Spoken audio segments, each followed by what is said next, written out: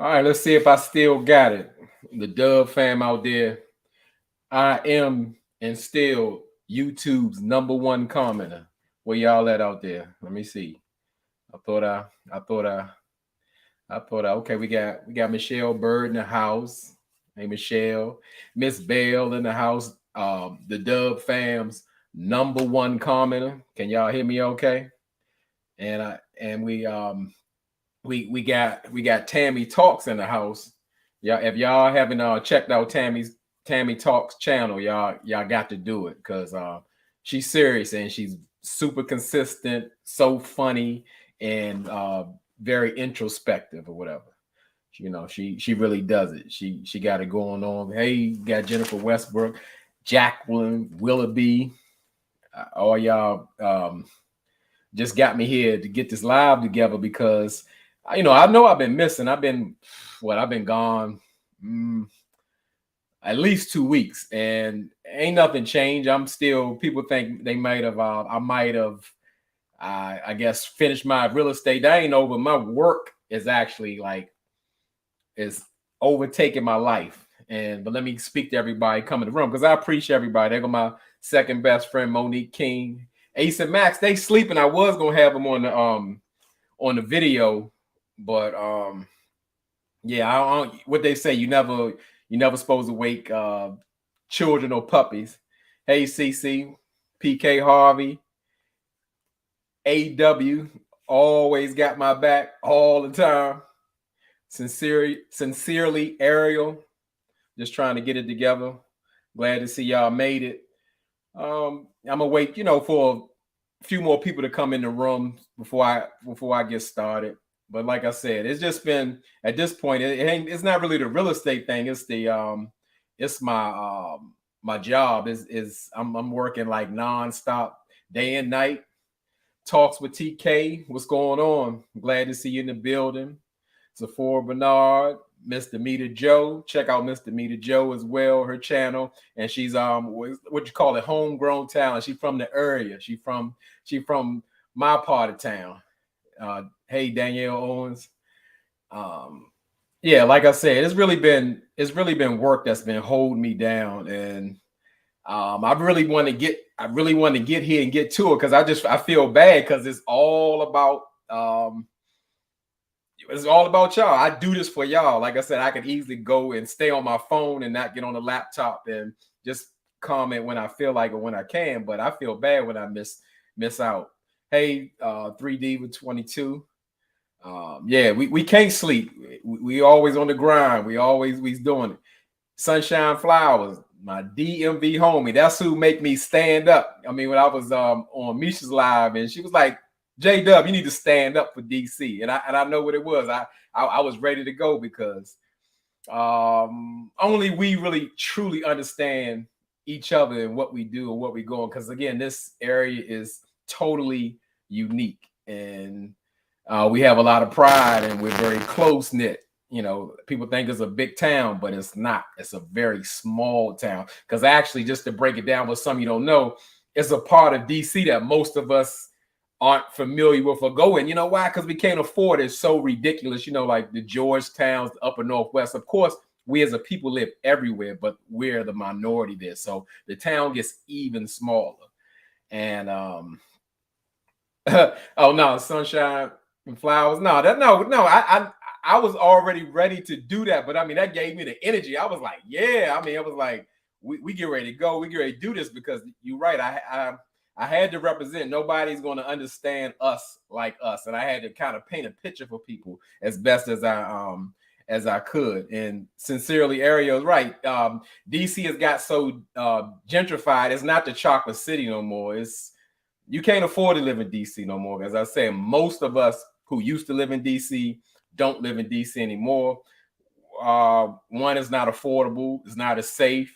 The value isn't as what it used to be when, you get way less for the money. So we can move maybe 15 to 20 minutes away and have 3 times the house and land. So it's just a smarter move now. As far as investment, you want to, if you can get anything in DC, a condo, a house, a piece of land, ain't no land left for real in DC, but if you can get anything, you better hold on to it because it's a gold mine. So yeah, like I was saying, I'm just glad to be back and just getting in here because I feel bad. I feel terrible when I can't get on this screen and tell y'all what y'all think, because most of y'all are patient and some people really get on me like, Jada, what's going on? Where you at? You all right? Everything good? And I appreciate the check-ins because I really want to get there. But when you only work on, you'll get about 4 hours of sleep. The last thing I can do is watch TV and do a review. So, that's what I was saying. And something up and coming for people just like watching, or something I'm thinking about introducing. Oh, let me get I gotta say it right because I mispronounced it. Adenika Langston.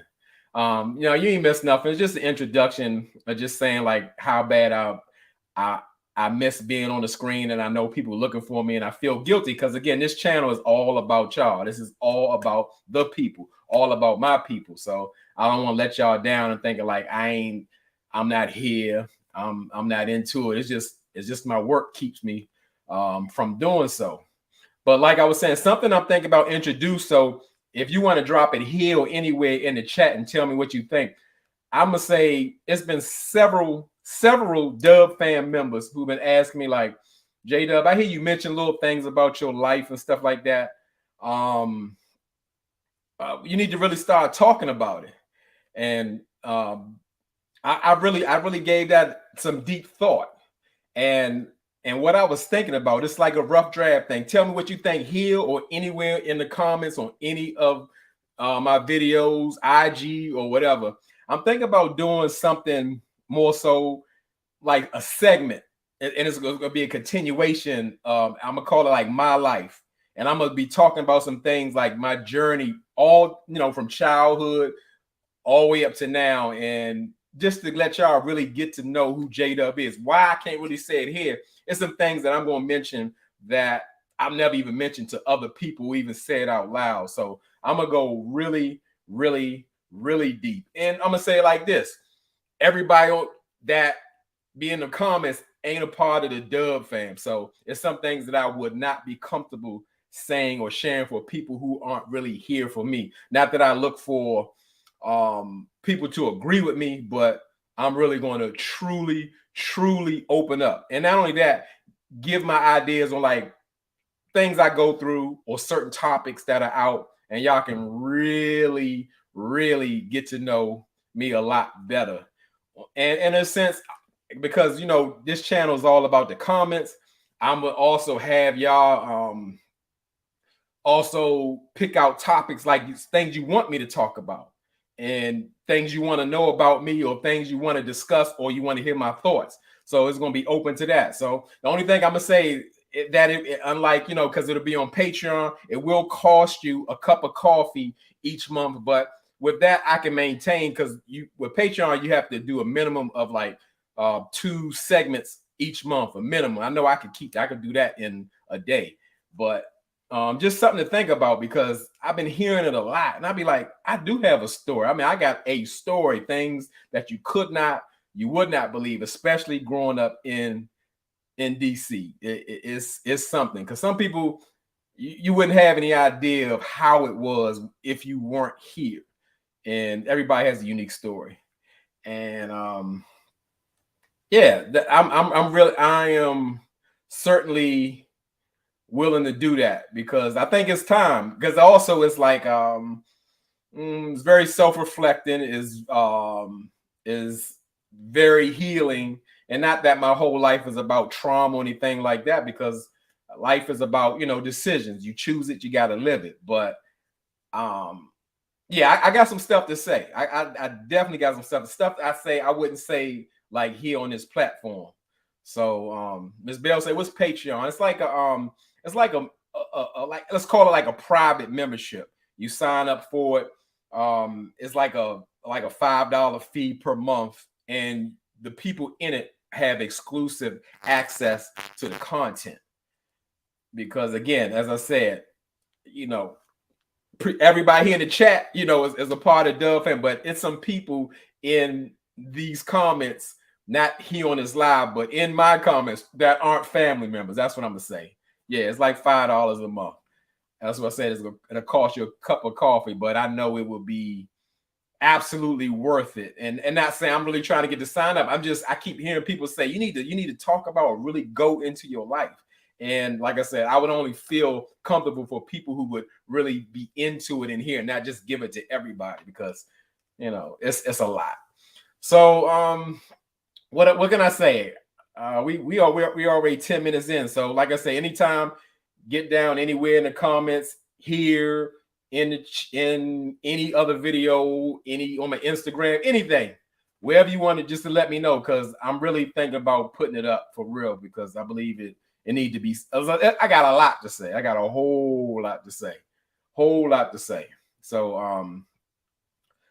what I'm about to say. So yeah, let's go ahead. I guess we can get started and try to catch up with it. And I'm gonna say more so. I'll be doing like, let's call it a mixed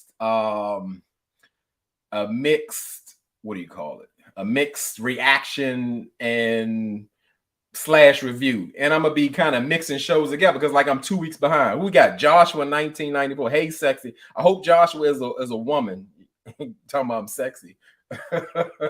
But let's see where we can start at. I'm gonna say let's start at where we gonna start. Who we gonna start up with? Let's start with let's do put a ring on it. I got a couple of notes. I got a couple of notes going on, and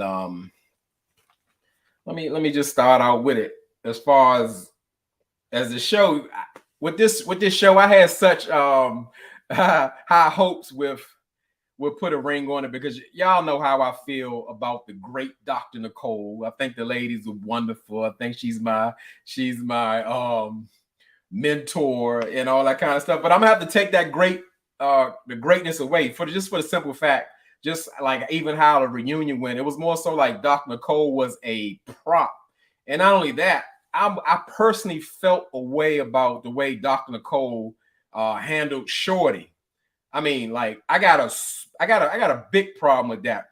When the fact of the matter is, you can see the man is mentally unstable. He going through it. He get the cussing and get irate. And Dr. Nicole don't even want Shorty to sit there and kind of adjust herself. You can see that she's what you call delaying and wasting time. And then like the reunion, even like Egypt, like carried it further, where she's like blaming Shorty for what's going on. And I get it, because I mean, at first I was like, in a sense of like, hey, Shorty stayed with this man 3 years, and she's still sticking with this man or working it out, or how was that be? She got to play a part in it. I mean, of course, everybody plays a part in a relationship, but we find out later that Crazy Kenneth, aka Crack Baby Kenneth, is he won't leave. He won't let her leave, or he won't allow her a clean break. And that's a problem in itself. That's stalkerish, that's dangerous, that's possessiveness. I mean, that's a serious thing. So to blame a woman to be like, oh yeah, I mean, like, what's going on with Shorty? I mean, she with the man and she stringing him along and all that. When the man threatens you with putting out porno on you, when a man threatens you and I guess tell people about you at your job about like different things you're into and all that, to put you in a negative light, like that's a serious issue. And after hearing that information, what more is there to say, or what more is there to know that the lady feels like she can't leave? And I don't really get into people's lives or interview, but I did have a chance to check out Shorty's live and a couple of her interviews, and I did learn that she actually had restraining orders for Kenneth. And we all know this. I mean, restraining order is just really documentation. That doesn't keep the person away from you, because a person has crazy in the front of their name, like a piece of paper doesn't stop that. Many women or people have died having a restraining order in place. And in a show, knowing that type of information, it should just been handled so differently. And like I said, we're gonna turn it to Shorty's fault or whatever. And it don't have nothing to do with Shorty being 4'10" or nothing like that. But the fact that matter is, like, the man is not letting her go. And he's unpredictable and he's unstable and all that. And let's say this, I'll put it out there. I'm a person, if it's legal, I'm a gun right advocate or protecting yourself, because that's how I came up, meaning to protect yourself at any cost. Everybody's not built like that. Everybody's not trying to go there with somebody. But the fact of the matter is, we're going to push it on Shorty and say, well, you could have done something different, or you should have did this and you should have did that. Obviously, she doesn't have the resources or help to get away from him. You know, the man, she moved and the man followed her home. And you see what he says and does on camera. Can you imagine what it's like in that household? I mean, it's absolutely ridiculous. I mean, so that really let me down in such a way, because I'm gonna say I'm hypersensitive to any type of domestic abuse. I mean, we'll get into that in Patreon, but that's the thing. Even if I wasn't, I have a problem with that, because I'm naturally a protector. So the fact that Shorty has voiced this, has documented this, and we can still put the blame on her, because Kenneth can cuss Shorty out 100 times on camera, off camera, take her phone from her, you know, call her a little ugly and all this and that, but we don't address that directly. We gotta like calm Kenneth down. He's like the baby boy. I'm just not seeing. I don't feel that at all. Like, that really made me look at Dr. Nicole a different way, because to me, she's the forefront of this, and I've seen enough times where she didn't give Shorty a what do you call it? Like, she didn't offer like a one-on-one session until they were actually over. You could see the troubles that they were going through. The whole show needed to intervene a long time ago. Anytime you talking, the man taking her phone, messing with her pay stubs and bank statements and all that kind of stuff, and he gives her phone back. I mean, they got all that on camera. Like, come on. Yes, it's supposed to be natural. It's supposed to be reality, but there is a responsibility when you're in your workplace that when safety is an issue, they have to intervene. It's only the right thing to do. So, I mean, it's just, I'm so disappointed in the show. And now to me, Dr. Cole just seems like she's about her ratings or keeping her show on. And it's got to be bigger than that, especially if you're a person who's into healing and assisting people, you know, to help them get better. So, like, it bothers me so much. But let me go ahead and skip to the next one. Let's go with Charlie and Otis. I mean, now we finding out, like, with their stories, Charlie and Otis, to me, are one and the same. They both liars. They both live in delusion. They both they're not authentic. That's what I'm gonna say. They're not authentic at all. Hey, Ravine, I used to feel bad for Charlie. Like, I'm gonna say the first 2 episodes, but like I said, I see that her and Otis fit perfectly in that toxic merry-go-round situation. And at this point, what would make sense in the fact that they should have a baby? Like, Otis was making Charlie eat leftovers when he making fresh salmon, and making her go upstairs and take a shower because she's dirty. I guess because she's been contaminated by her date. And regardless of how petty and toxic Charlie is, a baby in the mix is just like a disaster. Now it's almost like he got her. So now he can control her and the baby. And I mean, just like, to me, it's like it's no truth in him at all. And it's just like, why? Like, this is the poster couple for toxicity. And now Otis got Charlie right where he wanted her, and Charlie's used to the toxicity, so she's right in there. But one thing, it didn't come to a surprise, but it did to how far it went.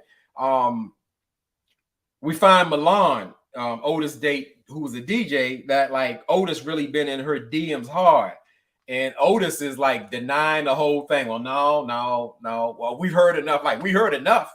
No, we ain't heard enough. We need to hear really what happened, what's going on. But Charlie's going on with Otis. She's agreeing with everything he's saying and saying like, hey, well, this is not what I saw. You're right. He deleted what he didn't want you to see. And Milan said she had text messages as well. And I totally believe her. And on camera, Milan did invite Otis to go to a DJ gig, and he seemed like he was considering it. And at some point, I don't think Otis is like so quiet. I think he recognizes, or he realizes that he's on camera, so he got to watch what he's saying, how he moves. But Mr. Otis is very calculated. Hey, Pink Cream. That's how I said that, because that's how it come together. What's going on? Yeah, it's just it's something, and Otis is like such a deflector, and it's just hold up and back up. And then not only that, not only was Otis in the DMs and the Texas, they actually met up in a parking lot. And like I said, I believe everything Milan is saying. She was a little excited. I wanted to calm down a little bit because it looked a little obsessed, but she was upset because he's a liar, and that's what he do. So. I mean, and Charlie just like, yeah, we're good over here. We're good, because she doesn't want to believe it. It gives me a Tisha vibe or something like that. That it's giving me that.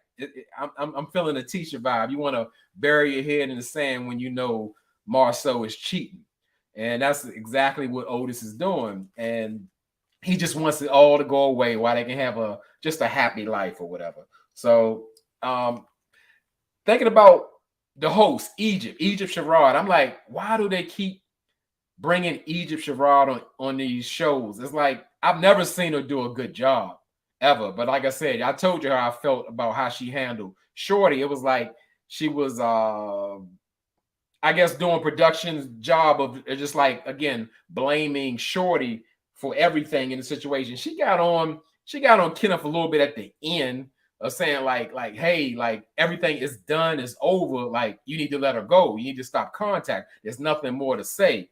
But Kenneth's a Southern boy, so he's gonna go, yes ma'am, but he'll still be emailing Shorty for 5 months straight, or talk about I'm downstairs. Like, that's an issue. That's a problem.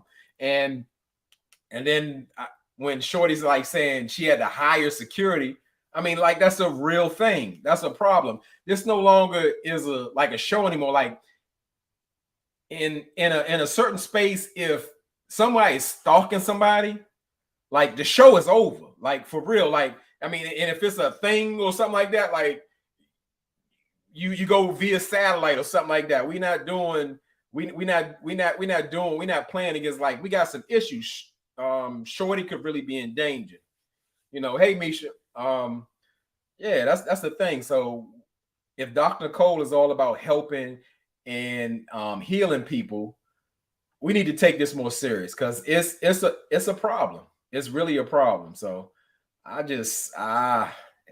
not into it. So they need to do something else. Same with put a ring on it. Like I said, they didn't turn into Married at First Sight. They all about the ratings and all that. And I'm not for that. We wanted to see, like, people, I guess, heal or find out whether they're gonna be together or not, or is it the best thing, or get some new tools. But we're not getting that. We getting like the most dysfunctional people we can, and then going from there and looking for the drama and looking for the disaster. So that I think that's all I got for that. I don't think it's a part 2. Oh, was that part? No, I don't think it's a part 2. I'm so behind. Y'all got to help me. I think that's it. And it should be it, because it was super disappointing. And I hope it gets better, continue on, because I'm sure the ratings were up. So I was about to say the great Dr. Nicole. Cancel that. There is no great Dr. Nicole. Dr. Nicole. I'm sure she'll be back next year because she got on their rates. So let's skip to the next show. Let's go to Love and Marriage Huntsville, unless y'all got something else to say about it or whatever. Well, let's get into it. They picked up pretty much at Miss Wanda's potato banquet. And I just had a question about that. Does anybody out there say, like, you know what? I'm gonna move for a loaded potato. No steak, no vegetables. Just give me a loaded potato with everything. Chicken, chives, cheese, sour cream, a turkey leg, all that. Who says that? Nobody say, we need to go get a loaded potato. No, nobody says that. No, not even Miss Wanda say that. But if Marceau want to throw good money after bad to keep Tisha quiet, then so be it. You got to do what you got to do to keep your house happy. But at the potato banquet, Kiki and Tisha, they still getting into it because they kind of sat down in a manner where like they doing their hellos or whatever, but you cute. That's a funny thing with me. I'm not a woman, but that's like awkward to me. Like it seems like sometimes some women they gotta just compliment each other all over again. I mean, just even they don't mean like, well, you look so cute. Hey girl, you looking good. All that's just a thing. It seems so fake sometimes. But anyway, let me go on fire. I get in trouble. Yeah, so they pretty much get into it. Tisha mad at Kiki, I guess for teaming up with Mel and all of that.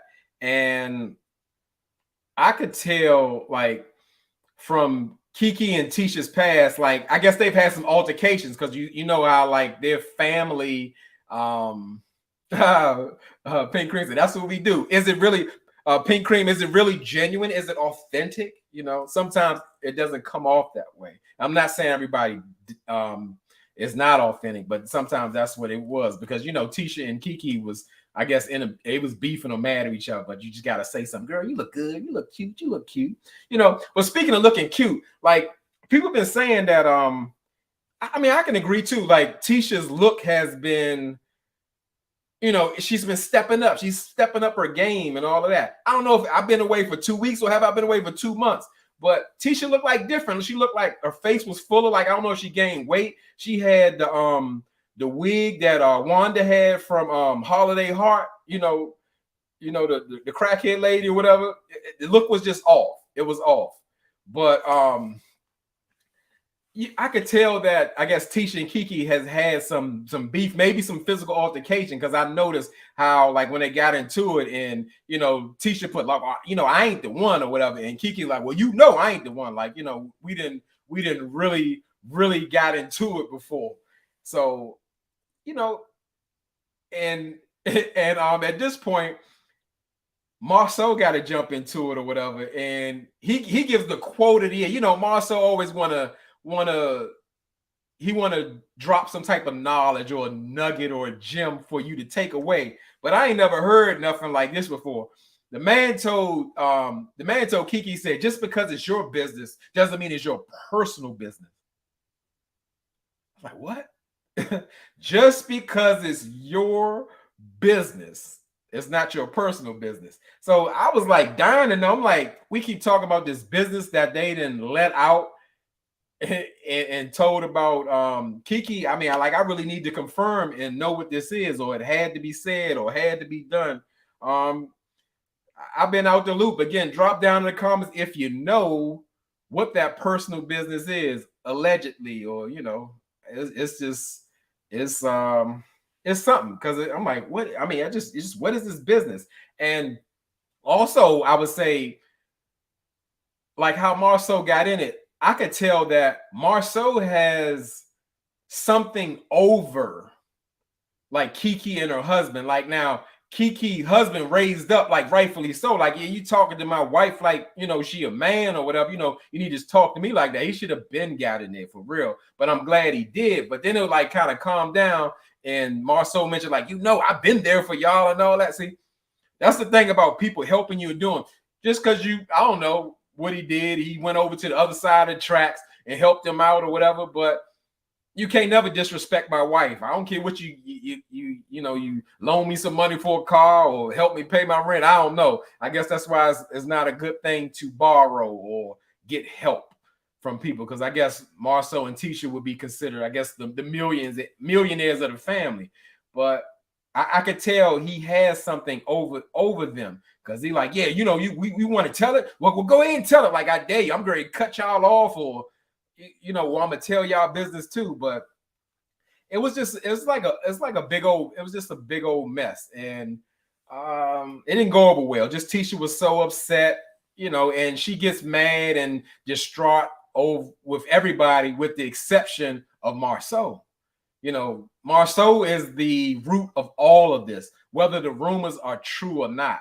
And she has questions. And then when she had made that statement to Kiki, like, oh, well, you know what I've been going through for the last 5 years? Like, I'm like, wow, they've been in trouble. Their marriage has been in trouble for over 5 years and dealing with these rumors and situations. That's deep. Hey, Roro, for real. It's just been something. Okay, say Kiki had a DUI and she took sleeping pills. That sounds like a lie. Meaning like the sleeping pills part. Sound like she had a DUI. But DUI, why would, when I say that, why would I guess Martell and them need to know about the DUI? You know, I don't know. But let's go ahead and skip to this, because, you know, again, it's really all about Marceau. And we go to Tiffany and Big Lou having a meeting at the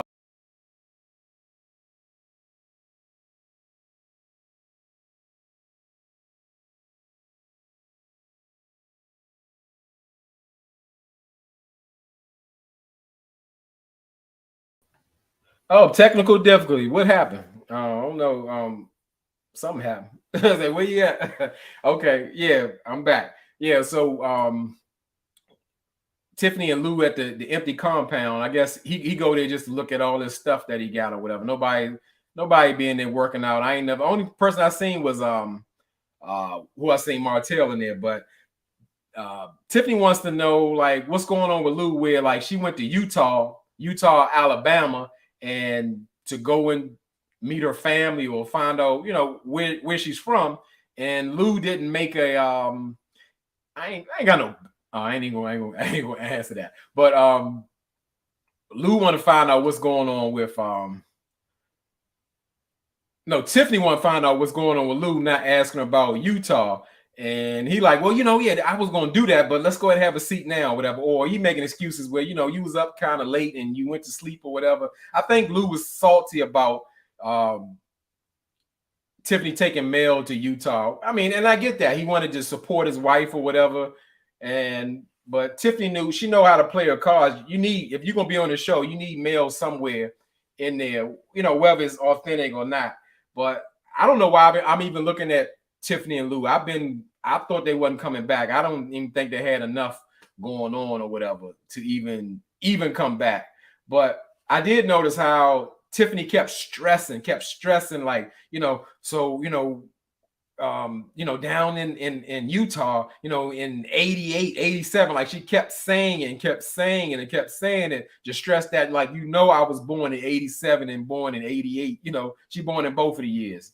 And the historian, whoever the guy was down there, was saying, you know, your father was in a predicament. He had a interracial baby in the 70s. So that's not 87 or 88, but okay, because it's the thing I've been saying from the beginning. Tiffany in her early 30s. I just can't believe that. Lou about 52, you know, the way he looked, but I don't even know why I'm talking about it. So let's go to the next thing. I'm looking at Martell. You know, Martell, his scenes are really tough to come by. I don't know if people want to film with him, but something, you know, I'm a detail person. I always go in it, and he's filming with his manager on a park bench. You know, she doesn't have an office anymore, or I don't know. They couldn't FaceTime. I don't know. But he got his cleavage out, his man cleavage. His buttons was lower than his manager's. I'm like, what's going on with that? I mean, like, this is a thing now. Like, I just gotta take a side. Just take a side. Man cleavage. I'm gonna come up with my next video. My buttons all down with my man cleavage out. Like who? Like Alfonso? No, I'm not gonna do that. But yeah, it just seemed like now Martell's being like forced, or he's it's few and far in between of what's going on, like who he can film with, or does he really have a storyline? So it ain't really not much to talk about with Marceau. And I'm gonna say like this: when Tisha sat down with, I said Marceau, I'm gonna say Martell. When Tisha met with Marceau and she wanted to address like why he wasn't why doesn't he give her straight answers? I mean, which we seen they take it back, and he's always trying to redirect. He won't ever give her a direct answer to anything, and she's like really hurt or want to know what's going on. And he's like, yeah, I can do that, but can you do something for me? Like Marceau gets into that gaslighting, that thing with Tisha. He know how to. He got her number. I'm gonna say that he's had a long time to kind of master those things, and he pretty much telling, well, I'm gonna do that for you, but you have to not ask me or bring disrespectful things to me. It's like, what? Did I bring Mel champagne? I've never delivered champagne to anyone. So what he's saying is, you can't ask the questions that you want to know. Now, the thing you asked him to do, he just canceled that out. So now everything could be a blanket statement. Oh, how dare you ask me that? How dare you ask me I was in a hotel and that was my back? That was me. Now that's deemed disrespectful. That's the thing. Like I'm telling you, Marceau got her like it's almost scary, but she like it. I love it. We're gonna let her have it. We want that man to cheat in peace. You want to spin Tisha head around and on and on and on. We're gonna let him do that. But let's go to Kimmy and Mel. And one thing, when they sit in the meeting, I'm sick of Kimmy playing the fake peacemaker. Like, I used to be a huge fan of Kimmy. I thought she was very authentic. I thought she stood up for herself. She had to, because her husband don't stand up for her. But she had a real mind on her. And it's not turning that way. It's like she's like fake now. It's not the same Kimmy that we all knew and loved. She's turned to a Stepford wife, a Scott wife, Scott 2.0 wife, and it's just really disappointing. And she's trying to clear it up with Mel about or trying to ease in about her and Destiny. Like, she got to reach and we're like, well, Mel, I know you and Destiny are at odds, but remember at the bloody Galentine's Day massacre, after all that with Destiny and Storm, you went to check on her. That's saying something right there. Y'all really, really have a friendship going on and all that. And Mel was like, well, it ain't really that. If people going through stuff, it's just me. I'm going to find out what's going on or try to get to a bottom of it or, smooth things over. And Kimmy was still just trying to push and push and push. And we find out that Mel has actually had an outside conversation after the Galentine's Day situation. And, they got to an understanding where, by Mel's word, that Destiny didn't want to try to resolve it because it got heated and said, I'll call you tomorrow, and that call never came, or we'll talk tomorrow. So Kimmy just need to stay out their business or whatever. She need to worry about her husband and all his deflection and scheming. Hey, Coco Melanin. Hey, Markeisha Bennett. Hey, Cece. So yeah, it's a thing. I'm getting tired of Kimmy. She need to worry about what's going on at home, or Maurice gaslighting her or giving her fake businesses to pick up and all that kind of stuff. So I think that's about it for Love and Marriage Huntsville. It wasn't it felt like more like a filler episode to me. So I'm gonna say that was a no. That was a no. And normally, that's what I said. I have a hard time really reviewing Love and Marriage Huntsville because, again, I had such high expectations of the show. Like, season 1 to me was like everything. I was on it. It felt good. I'm like, oh, we got people thriving in the South. They are collaborating. They got families and, all things positive or whatever. Of course, we know that relationships aren't perfect or they're going to have some drama. But now, like I said, it's pretty much turned into, love and hip hop instead of love and marriage Huntsville.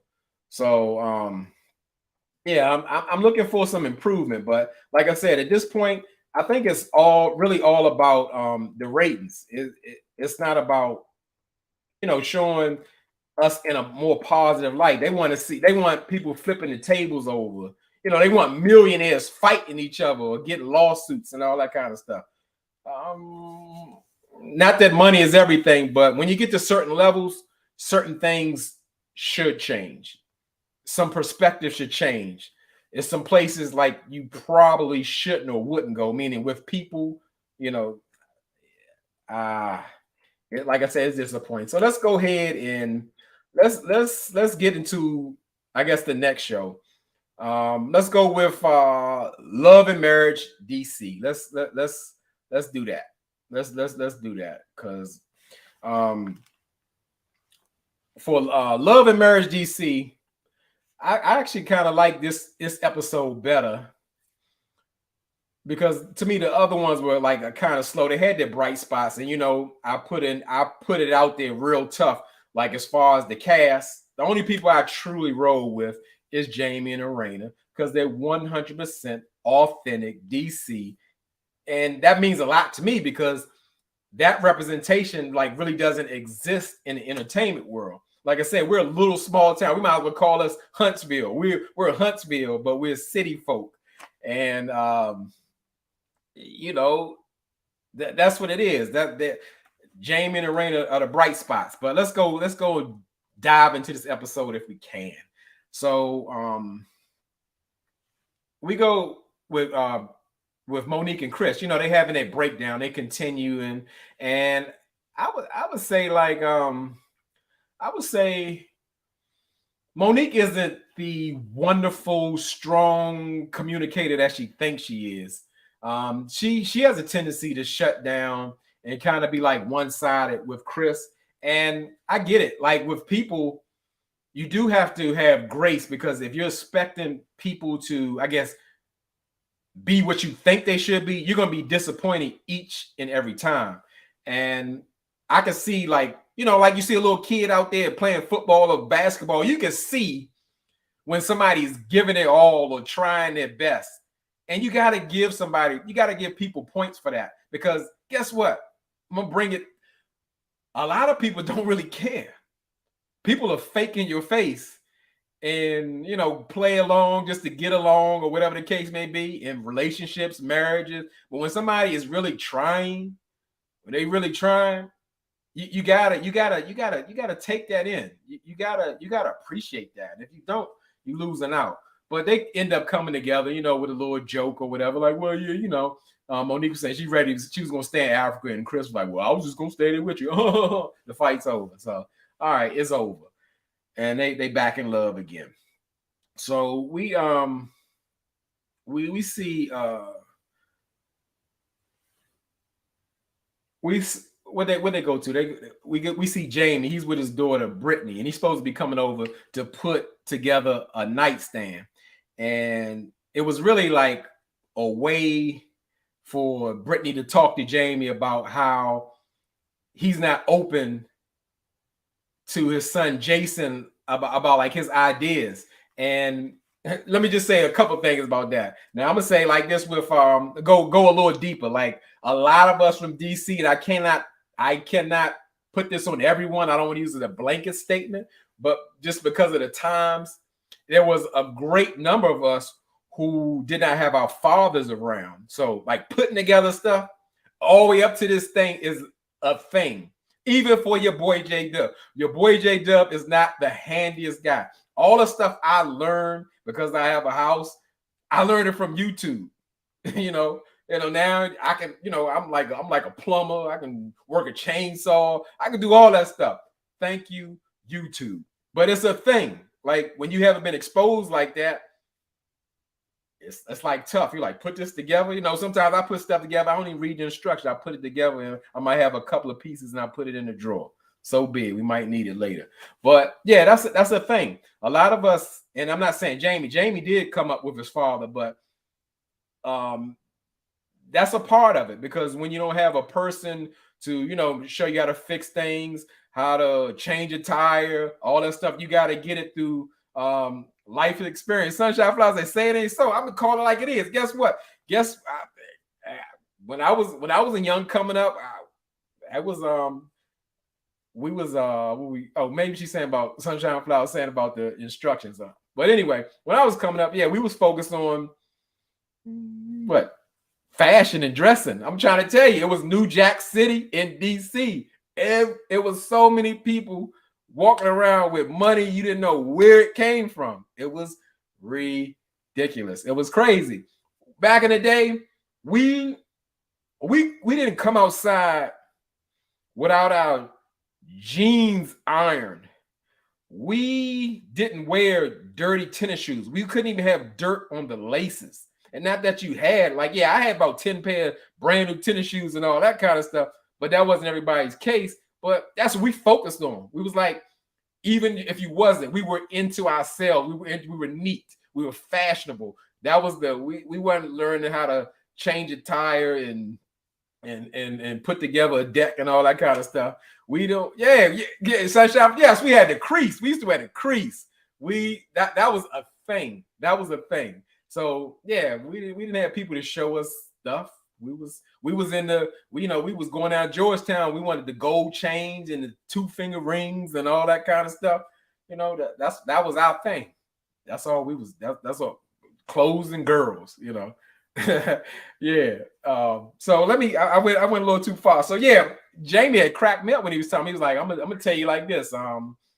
It's looking a little rough. It don't look like it's gonna work out, because I get that.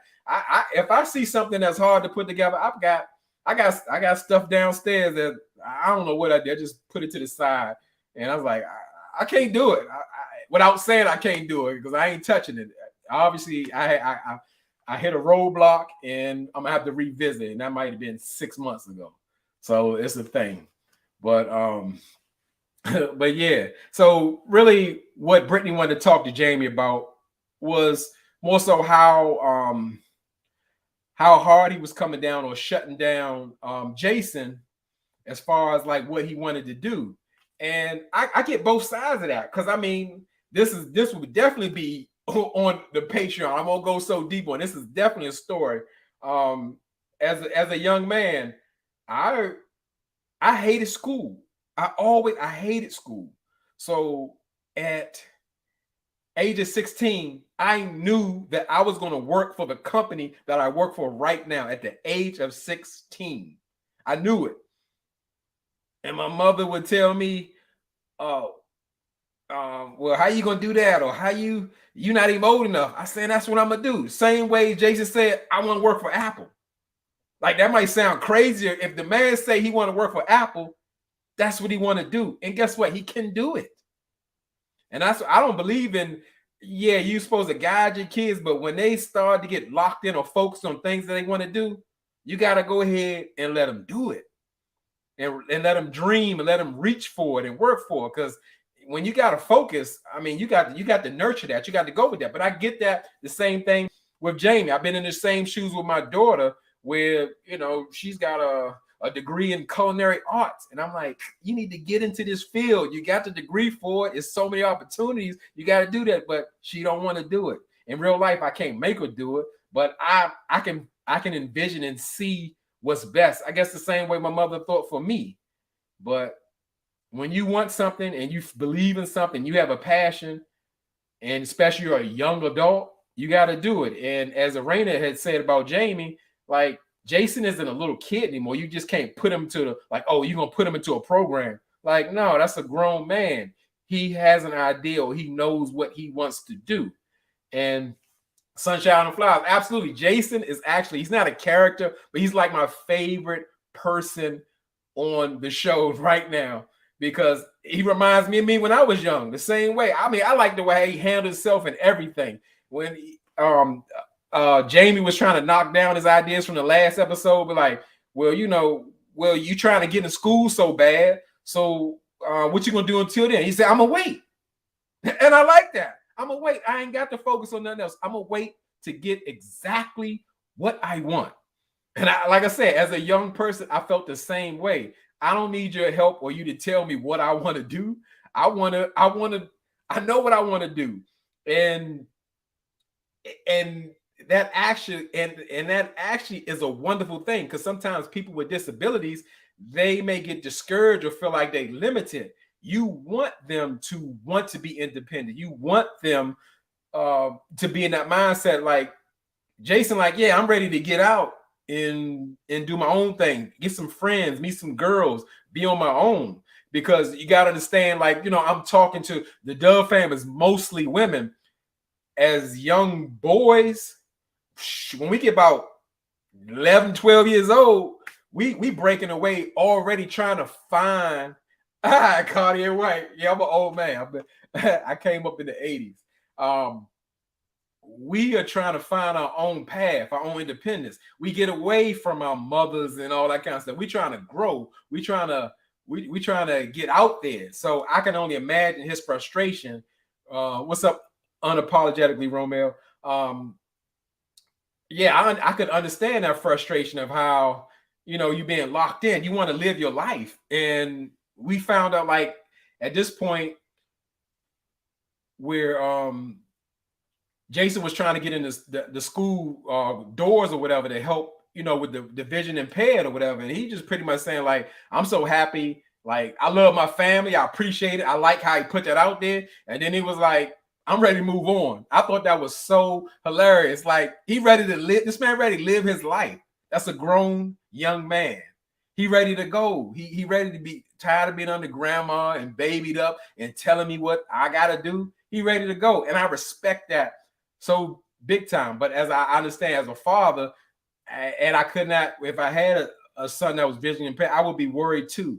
And I would want to guide him. But again, that's a man, and you got to support his vision, support his dream. So it was a thing, because just like even it was sitting at the table from the previous episode where Jason even said, like, he wanted to talk to Jamie by himself, because everybody is going to chime in. And as soon as he did, everybody had an opinion. Right? Who wants to hear everybody's opinion about your life, or what you should do? You know what you want to do, and you don't need to hear nobody else. And I just, like I said, I like Jason's determination. I like his drive. I like him striving for independence. I mean, like that's major.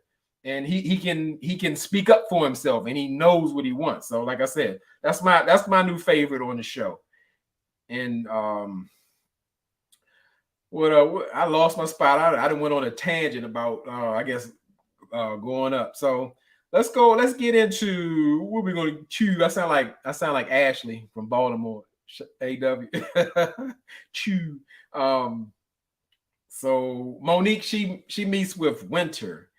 And this was really like a wild situation going on. Like, Winter was kind of like explaining herself about how she felt about her being, I guess, ambushed at the dinner with Arena and Ashley and whoever the other lady was. I don't know. Respect. Yeah, shout out to Baltimore. Shout out to B More. Big respect. But yeah, I mean, like, I don't know if Monique intentionally misconstrued or got extra messy with it, but I mean, she started a true storm, and I didn't appreciate that. Because Winter didn't come off like that. Yeah, she had an opinion. Hey, Apple Charm. She had an opinion about everything, but Monique put it somewhere else, and it made it extra negative. But it was a little negative when Winter talked about DJ Fun Size. I love that name though. DJ Fun Size, like how it's rumors of him being in the streets, and exactly how Ashley came off very judgmental about like her marriage or her marriages, and like, your man being in the street, his name is out there, and I totally believe her. Of course there are rumors, but do I believe that DJ Fun Size out there playing in the Halloween streets? He's definitely out there playing. I believe that because he's never home ever. And he told you, he told all of us, hey, I work intentionally to cope with life. Like I don't like really, he don't want to go home. He want to be out there working, working, working. So all you got to do is say, I'm providing the money. When people miss the whole providing thing, like when your kids don't know you, your wife ain't seen you, but hey, we live in a nice house, or y'all live in a nice house. I just pay for it. So yeah, it's a thing. So I get where Winter's coming from, because Ashley is real, like on her high horse about it or whatever. Hey, like you got bad judgment. You're supposed to be like a coach and all that kind of stuff, but you're making poor choices. But I wish Winter would have kind of brought that out there, but maybe she didn't want to get attacked by DJ Fun Size and Ashley at the same time. But it was a thing when they actually got to the event. Like I knew once Monique had stirred the pot so bad with Ashley, I knew Ashley was going to come in hot. I knew. Like you could see she was riled up. And I was really surprised, like when they really got into it, when Monique stirred the pot and Ashley and Arena screamed in Winter's face. I thought she turned into Jubilee off the X-Men. Like I thought she was trying to blow Winter's other side of her hair off or something like that with that scream. But that part shocked me. And I would see how I thought Winter handled herself very well. She looked like, hey, why are we screaming? Like, what's going on? Because I see that's a new trend now. Maybe not the scream part, but I remember seeing Real Housewives of Atlanta when Monietta had gotten between Drew and Sheree or whatever, dancing or whatever. I know they do that thing where people try to, break stuff up without saying, break it up, stop, please stop.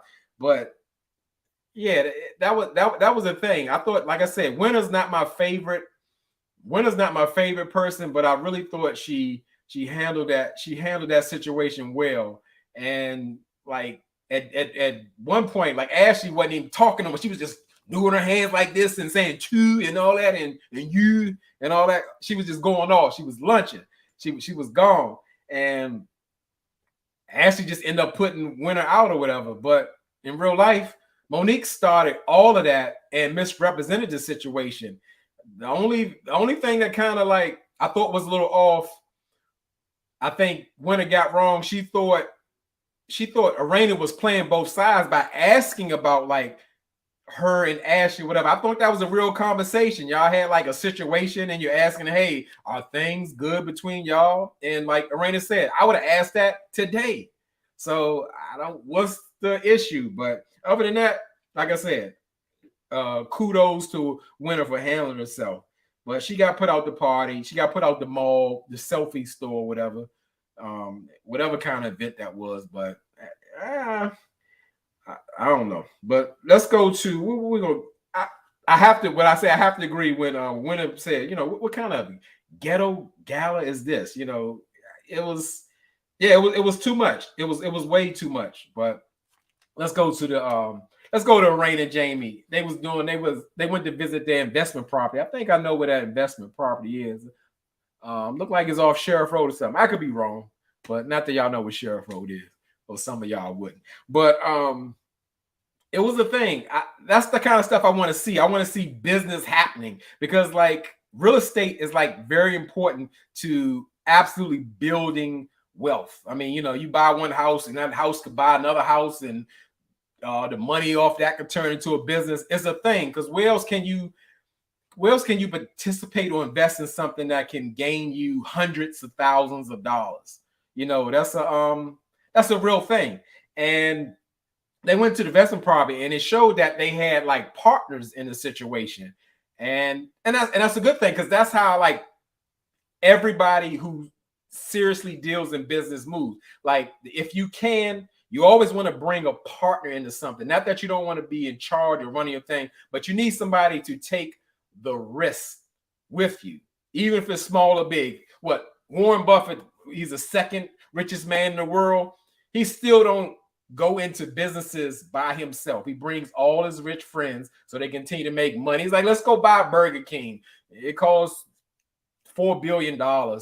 Who want to come in with me? I got $100 billion, but I want y'all to come in with me because he don't want to take the risk. That's how business is done. So Jamie and Raina have partners in the investment home, and Jamie had me rolling because like you don't hear this kind of talk. Like, I mean, it was funny because this is how we cut up with something. We walk in somewhere like, it smell like doo-doo in here. You know, the way he said it, it just had me laugh. It just sounded like one of our friends or one of my friends who, you know, who be joking around or talking or going like that. It was like hilarious, but we can see that there's some tension between Raina and Jamie or whatever, because they had a situation where Raina had missed her had missed her best friend's party. And this is where, like, what we call, this is a men are from Mars, women are from Venus.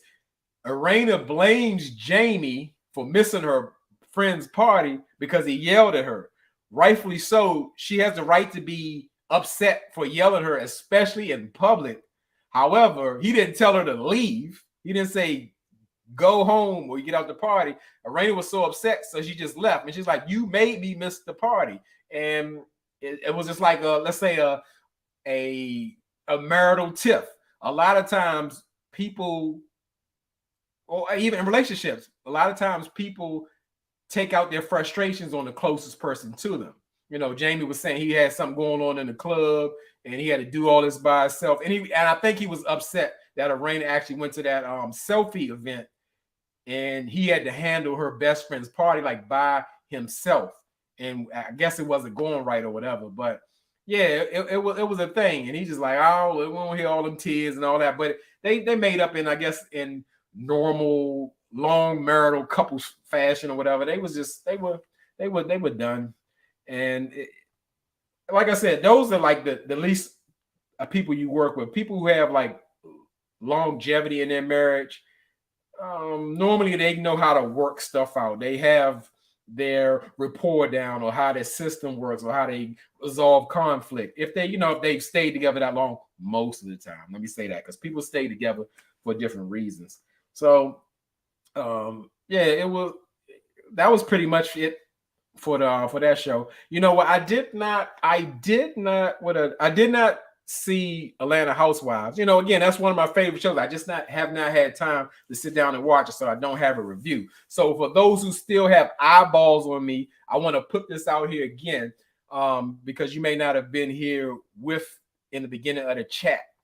And I was telling the Dub fam, I was saying I was thinking of putting something together on Patreon on discussing in great detail about my life. Normally make about 2 posts per month at minimum, and also take in your comments, because this, I'm all about the comments. Taking your comments of what you want me to speak on, or also things that just happen in the world or my experiences. But this one, I'm really going to go real super deep on this one.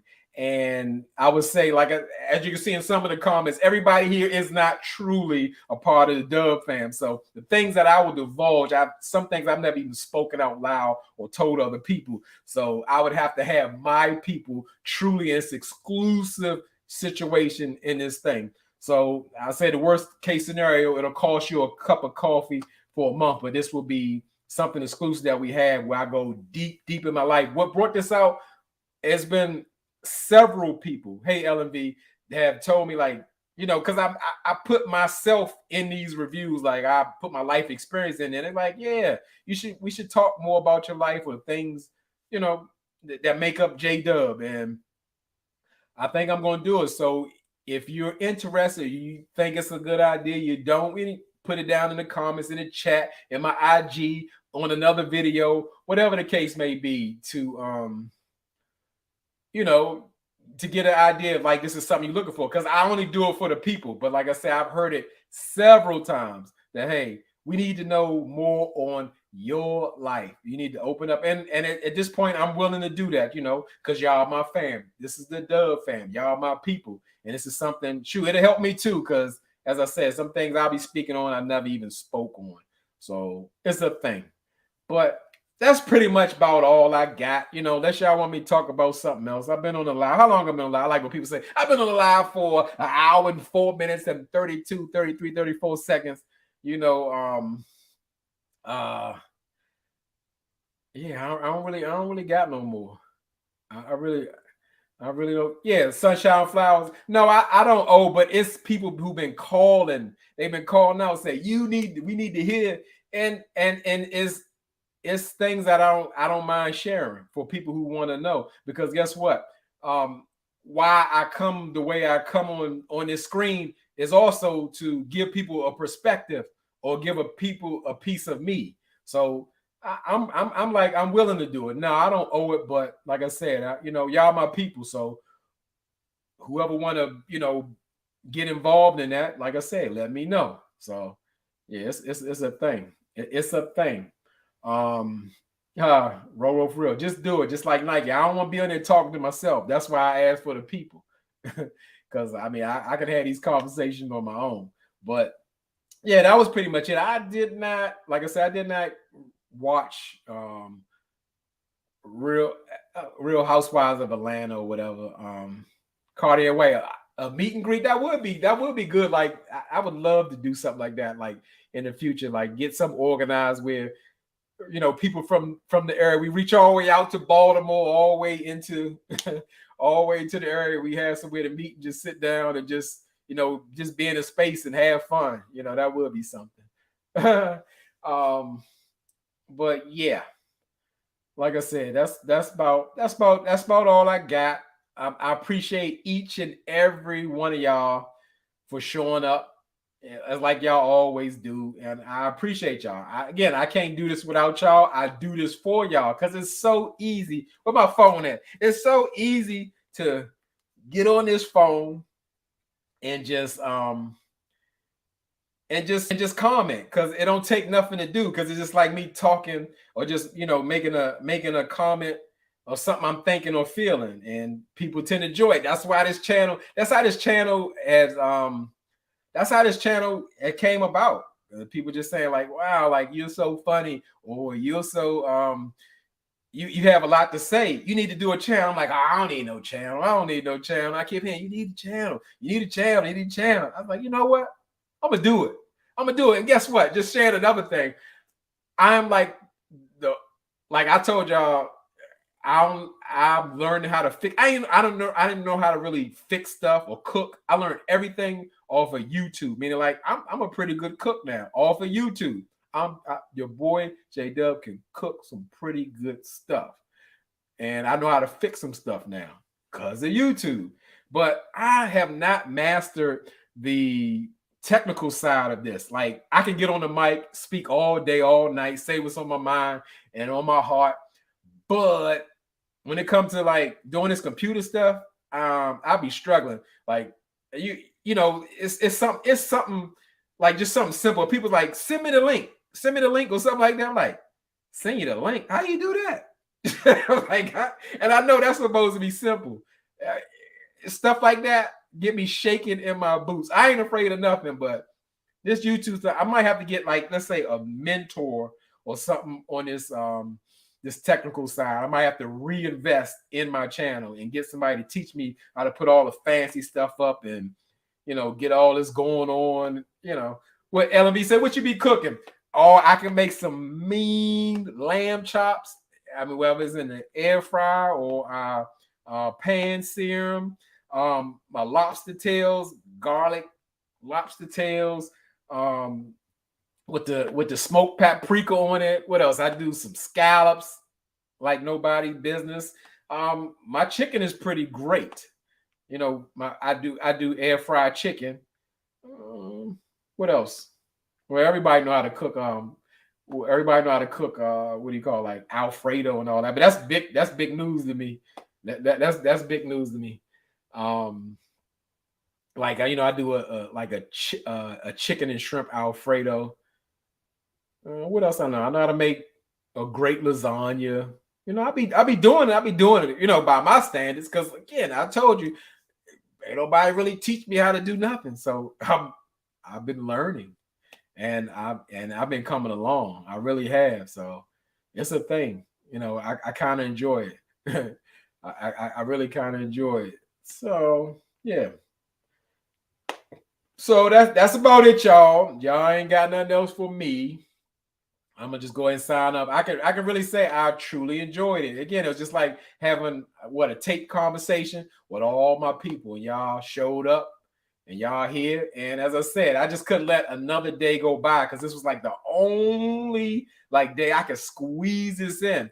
Cause oh yeah, roll for real. Yes, I can make crab cakes. I only made them one time and they were excellent. They weren't good, they were excellent. So yeah, that's the thing. So, like I say, I'm gonna go ahead and sign off. I wanted to see if the number one commenter still had it. And again, I appreciate all y'all support. Like I said, I truly know and believe I cannot do this without y'all. Thank y'all again and again. I can't promise when I'm gonna come back. I'm gonna try to I'm gonna definitely I know I'll have some reviews done this weekend for sure, because I think I'm gonna have to take some time to take off because I just been working like crazy.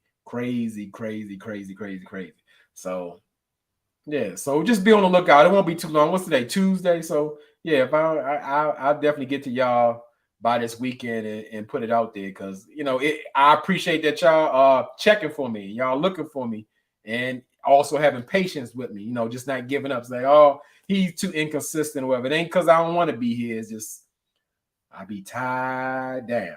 So again, thank y'all again. I'll talk to y'all later. Comment all you want. I appreciate it. You know I love those comments. That's my energy. That's what I live for. So good night, everybody.